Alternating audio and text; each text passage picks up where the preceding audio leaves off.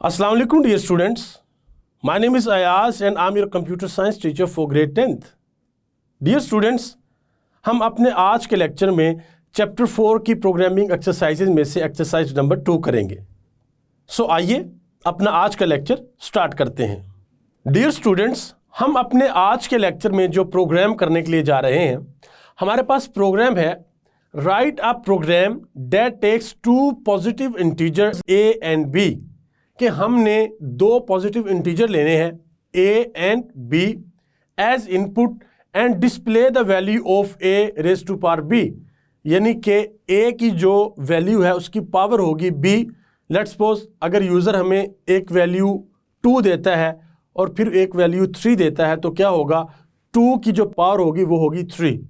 तो हमने क्या करना है, हमने दो नंबर्स लेने हैं यूज़र से एज आ इनपुट। वो क्या होंगे, वो इंटीजर नंबर्स होंगे और उन नंबर्स में एक a होगा एक b होगा और यूज़र से हम वैल्यू लेंगे। और वैल्यू लेने के बाद हमने क्या करना है कि हमने डिस्प्ले करवानी है वैल्यू किसकी, a raise to power b की। जो वैल्यू a में होगी और जो वैल्यू b में होगी हम क्या करेंगे, a raise to power b कर देंगे, a की वैल्यू पे b की वैल्यू लिख देंगे, यानी कि उसकी पावर में। और आज के लेक्चर में हम एक नई चीज़ भी सीखेंगे।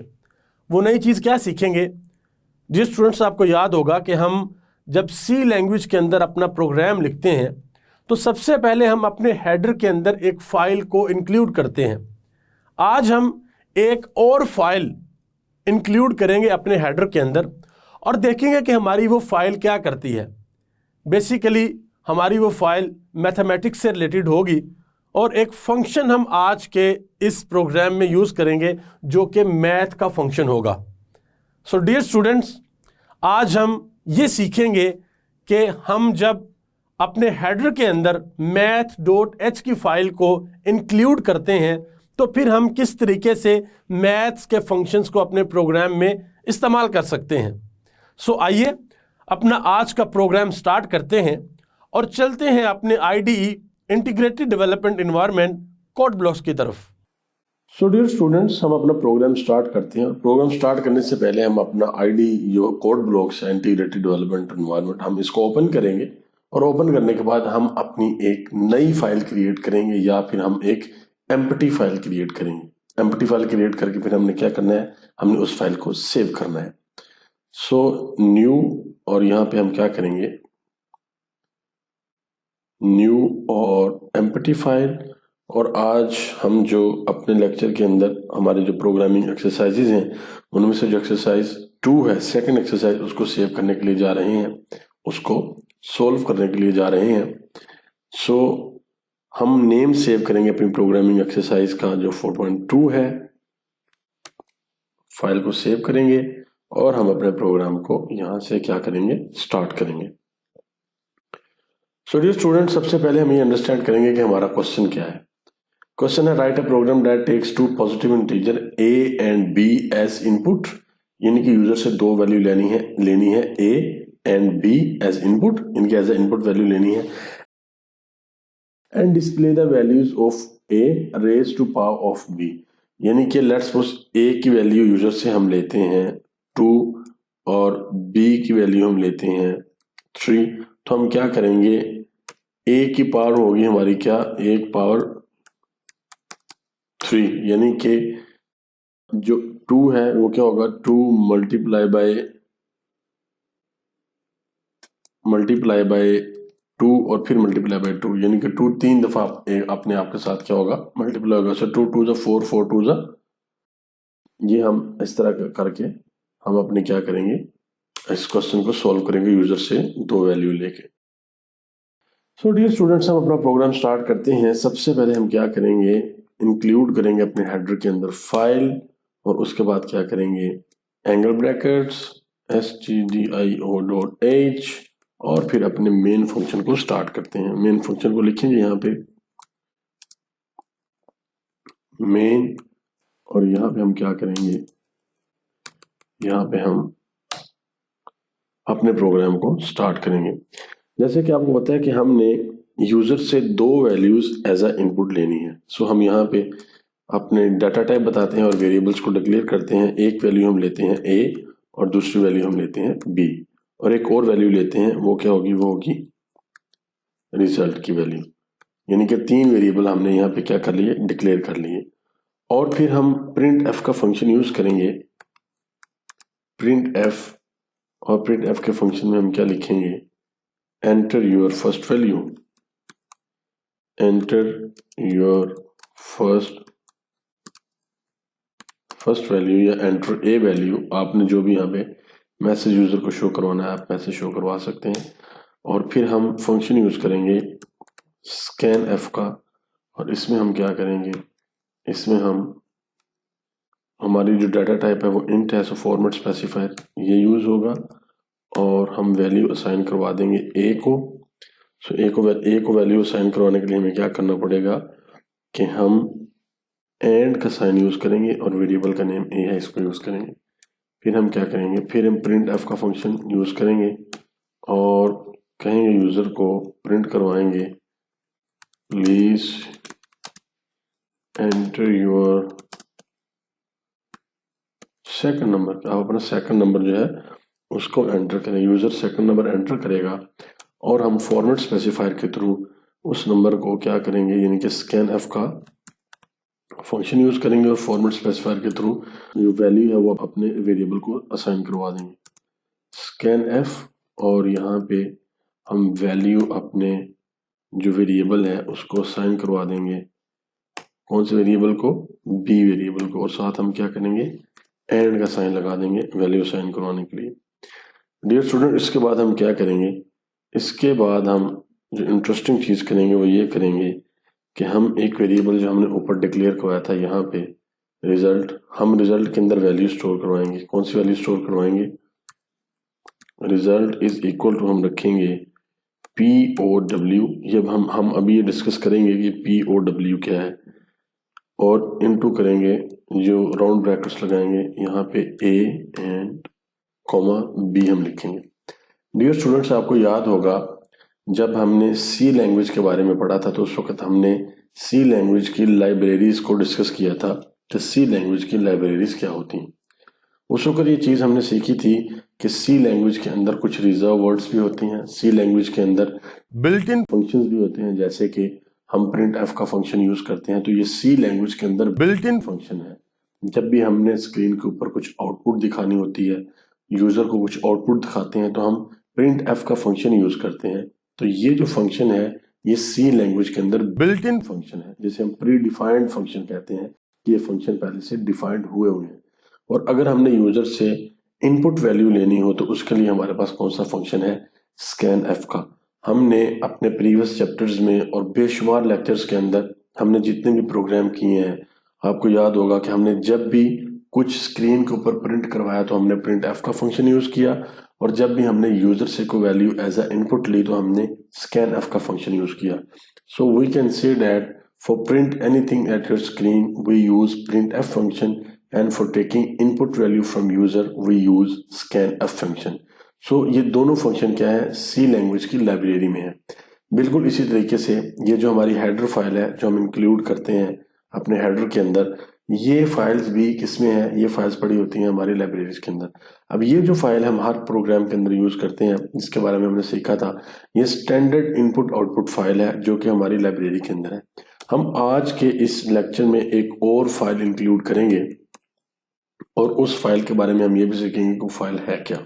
हम एक फाइल इंक्लूड करेंगे और उस फाइल का नेम है एंगल ब्रैकेट्स और math.h।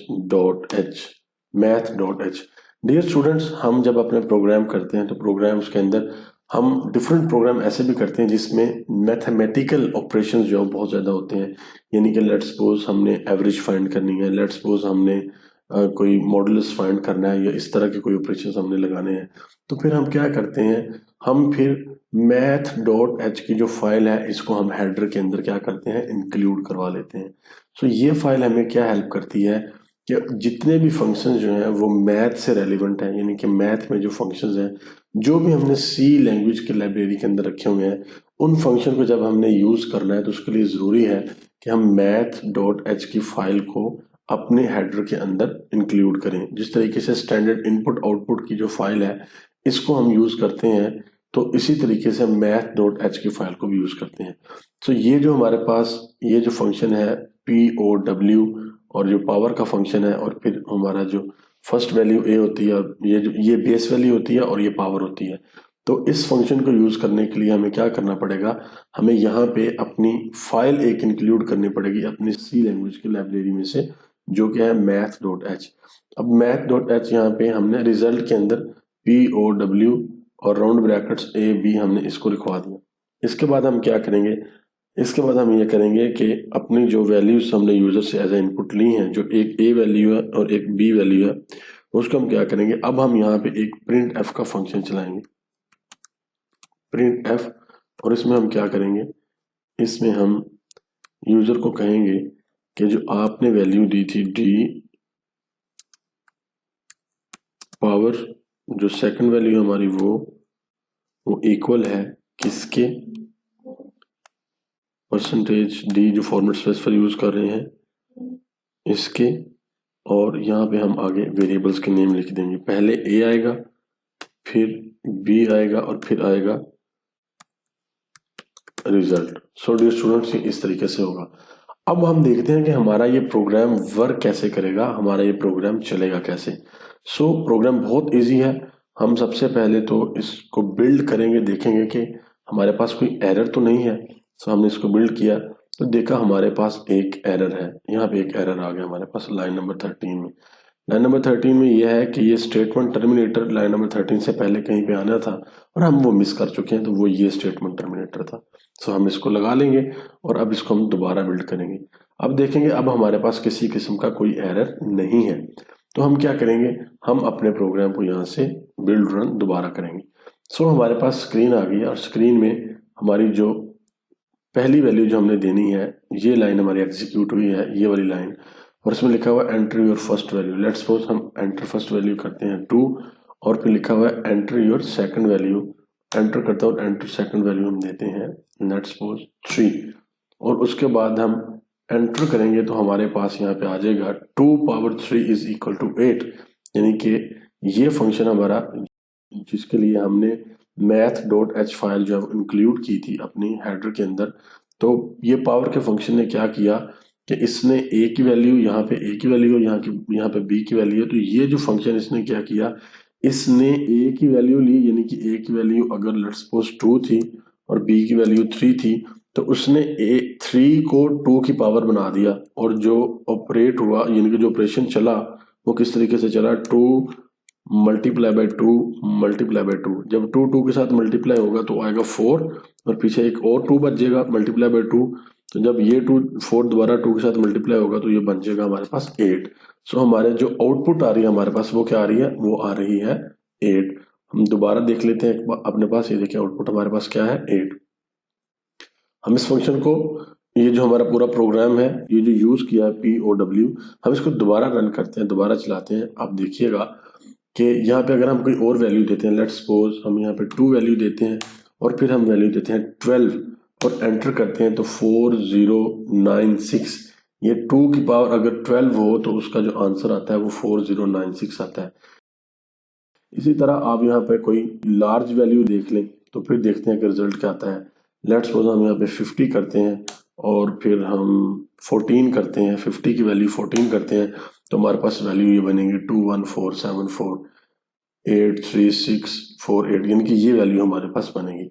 सो आज के लेक्चर में हमने जो इंटरेस्टिंग चीज सीखी है, वो इंटरेस्टिंग चीज ये है कि हमने एक header file, extra header file include की है, वो है math.h की। और math.h जो हमारी फाइल है, इस फाइल के अंदर जो मैथ से रेलिवेंट जो फंक्शंस है वो हमारे पड़े हुए हैं, और एक फंक्शन हमने यूज भी किया, यानी कि ये वाला फंक्शन हमने क्या किया, जो फंक्शन हमने यूज किया, और उसमें क्या है कि आपकी बेस वैल्यू होती है और आपकी पावर वैल्यू होती है। सो पहली वैल्यू हमारी बेस वैल्यू है, सेकंड वैल्यू हमारी कौन सी है, सेकंड वैल्यू हमारी पावर वैल्यू है। और ये फंक्शन क्या करता है कि पहली वैल्यू लेता है बेस, और फिर उसको पावर करके इन दोनों को आपस में क्या कर देता है, इसका जो रिजल्ट है वो हमें दे देता है। तो हमने क्या किया, इस फंक्शन को यूज करते हुए इसकी जो वैल्यू है जो वैल्यूज क्या आएगी उसको हमने स्टोर करवा लिया किसमें, रिजल्ट में, और रिजल्ट में स्टोर करवाने के बाद हमने प्रिंट एफ का फंक्शन यूज किया, और प्रिंट एफ के फंक्शन में फिर हमने फॉर्मेट स्पेसिफायर का इस्तेमाल करते हुए रिजल्ट के अंदर वैल्यू अपनी शो करवा दी। सो यूजर हमें दो वैल्यूज देता है, लेट्स सपोज यहाँ पे यूजर, हम दोबारा इसको एक दफा ट्राई कर लेते हैं, यूजर में दो वैल्यू देता है, पहली वैल्यू 5 है और सेकंड वैल्यू लेट्स सपोज 2 है। तो इसको एंटर करेंगे तो हमारे पास वैल्यू आ जाएगी 5 की पावर 2 की आ जाएगी हमारे पास वैल्यू 25। इसी तरीके से डियर स्टूडेंट्स हम कुछ और वैल्यूज भी ले लेते हैं, देखते हैं कि वो वैल्यू कैसे ऑपरेट करेंगे। लेट्स सपोज 3 की वैल्यू हम ले लेते हैं 4, यानी कि 3 की पावर 4 करते हैं, इसकी वैल्यू हमारे पास क्या आएगी, यानी कि 81। यहाँ पे 3 की वैल्यू 4 के साथ हम देख लेते हैं कैसे 81 बनेगा।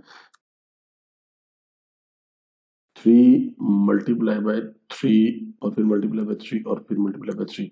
अब हम क्या करते हैं, ये 3 इस 3 के साथ मल्टीप्लाई होगा तो क्या हो जाएगा हमारे पास 9, और फिर मल्टीप्लाई बाय ये 3 इस 3 के साथ मल्टीप्लाई होगा तो हमारे पास क्या आ जाएगी वैल्यू 9।